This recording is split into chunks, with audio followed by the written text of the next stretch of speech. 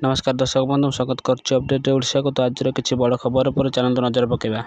कहीं बढ़ुची सिजरियान डिलीवरी, चिंता बढ़ाइले एनएफएचएफ report. बढ़ुची private hospital चाहिदा, स्वाभाविक प्रसव बदल में सिजरियान गुरुत्व।